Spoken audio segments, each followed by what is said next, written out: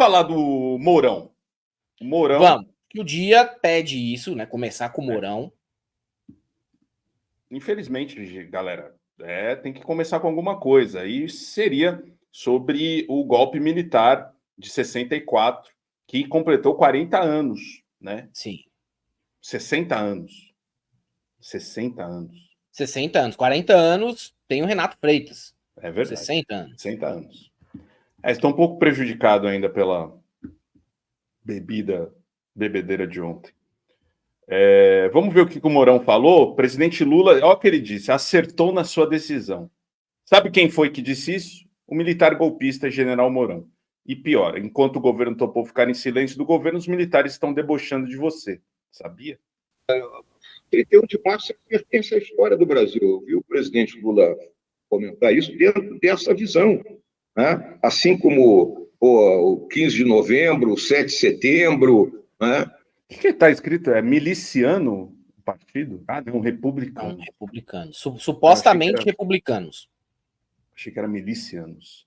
Ele fala aqui que o dia 31 de março deveria entrar também com outras datas comemorativas e importantes aí, tá? No comecinho não dá para ouvir direito, mas é isso.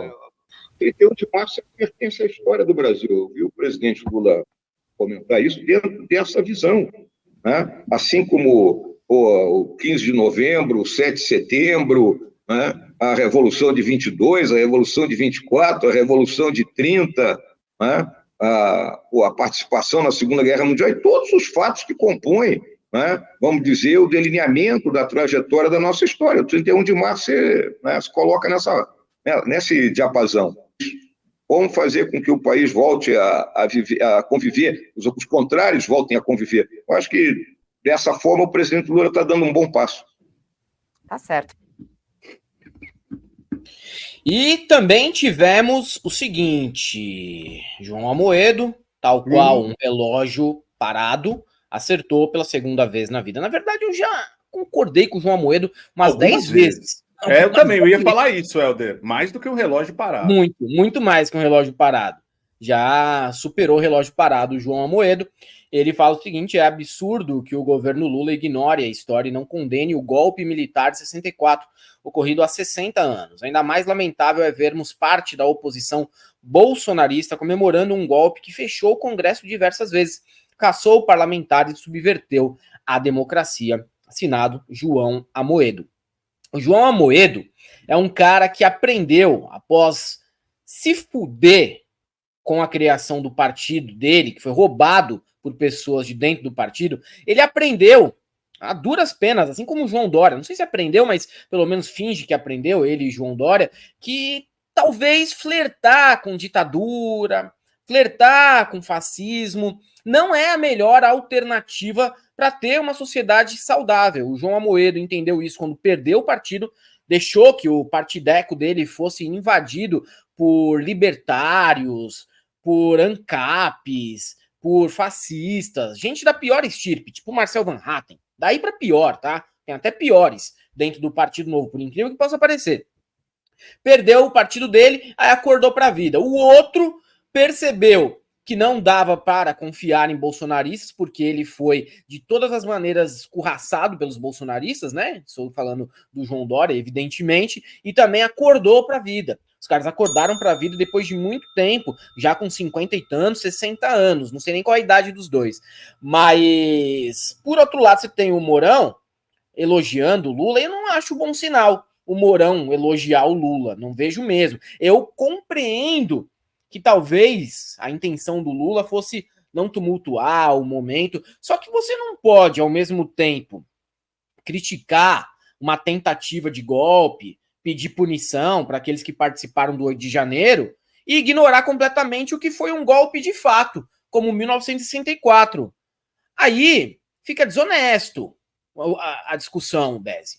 A discussão começa a ficar numa desonestidade, entendeu? A pessoa, por um lado, fica ali o tempo inteiro pedindo punição para o pessoal envolvido no 8 de janeiro, e quando de fato nós tivermos um golpe concretizado, a gente vai ignorar. Foi também colocar muito, né, a mão na cabeça de militar que nos trouxe até aqui, com eles se empoderando politicamente novamente, porque o governo anterior era um governo tutelado pelas Forças Armadas. Foi quase um governo militar o que nós tivemos nos últimos 4 anos. Acho que não dá para esquecer, não.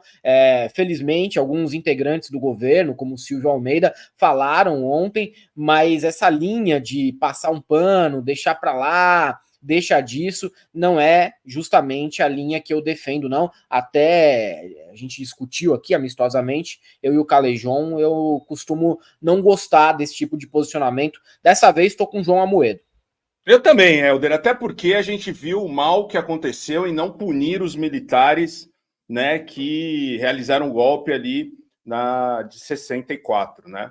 A gente viu que rolou depois, foi a anistia de todos esses militares, coisa que não aconteceu no Uruguai, não aconteceu na Argentina, não aconteceu no Chile, né? A gente deve muito às pessoas que foram torturadas, né, a todo mundo que foi preso, que foi banido, que foi morto, né? Muita gente aconteceu e a gente não pode fechar os olhos para isso. O Helder falou muito bem, traçando um paralelo, a gente teve uma tentativa de golpe agora, no dia 8, em que as pessoas estão sendo punidas com mais de 14 anos de prisão, que incentivaram o golpe, que estiveram lá. Agora, os militares que foram a cabeça do golpe, da ditadura militar, né, saíram como grandes nomes. O Ustra é até hoje comemorado pela extrema-direita.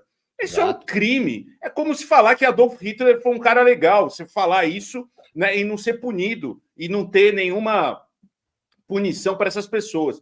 Então, o que eu acho é que deveria se falar assim, deveria se publicizar isso, para que as coisas não aconteçam. E eu não gostei da atitude do presidente Lula nesse caso, e que retrata aqui muito bem essa entrevista do Mourão, ele praticamente rindo. Praticamente assim, muito bem. O Lula tá certo. A gente precisa de um país sem polarização. Tá, olha o que causa. Mais um militar vagabundo, né, golpista, que tá rindo da nossa cara. Né? Mais uma vez. Até quando, Brasil? Até quando, Brasil?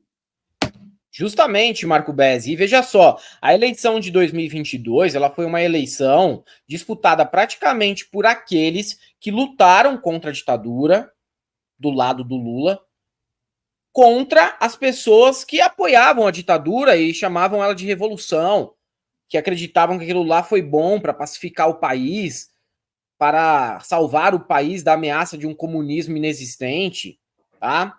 Então a gente teve, sim, essa disputa em 2022, o que para todos aqueles que depositaram seus votos no Lula, ver a reação dele neste ano foi muito dura. Foi um golpe muito duro porque nós não fizemos o L para isso. Mas estão arrependidos, tá vendo? Não sei o quê. Não, ninguém tá arrependido de nada, não. A gente sabe que um governo que é uma frente amplíssima e que é conciliador vai ter várias decisões que não agradará os eleitores. Não é a primeira vez que o governo me desagrada. Eu já esperava isso, porque eu conheço o Lula. Eu não tenho Eu não tenho uma idealização de um Lula que não existe, um Lula comunista. Não, Lula, eu sei quem é o Lula, eu conheço ele. Mas aí também, assim, já foi um pouquinho demais, né? Dentro da área da conciliação, por mais que a gente compreenda, para mim foi um pouquinho demais. Mas a gente viu que as pessoas reagiram de maneira a criticar e a cobrar o presidente, o que eu acho que é correto, e a gente tem o dever de fazer sim. Normal isso acontecer. A cobrança foi até que o Lula, nos primeiros dias do seu governo, pediu essa cobrança. Ninguém vai acertar sempre, ninguém vai errar sempre. Não, tem gente que erra sempre. Né? Tem. Até o Bolsonaro já acertou quando tirava sarro ali da claque dele. Até o Bolsonaro acertou. Quando o Bolsonaro acertou, cara. Renovação da CNH a cada 10 anos foi um ótimo acerto. É verdade.